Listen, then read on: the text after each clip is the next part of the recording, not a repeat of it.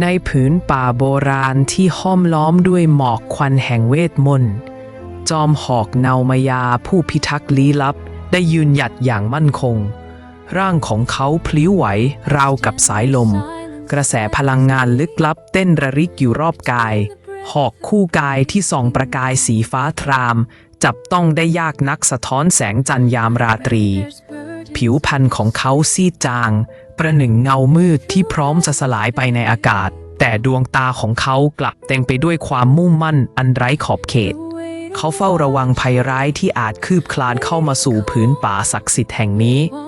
ดินแดนที่ซ่อนเร้นจากสายตาโลกภายนอกและเต็มไปด้วยความลับแห่งการเวลาเสียงใบไม้เสียดสีกันเป็นเหมือนบทเพลงเตือนภัยที่เขาฟังมานับพันปีเขาคือผู้เฝ้ามองผู้พิทักษ์และผู้สร้างภาพลวงตาอันไร้เทียมทาน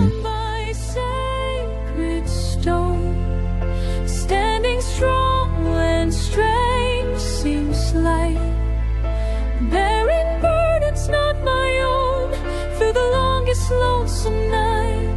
blood and breath, both blessed and born.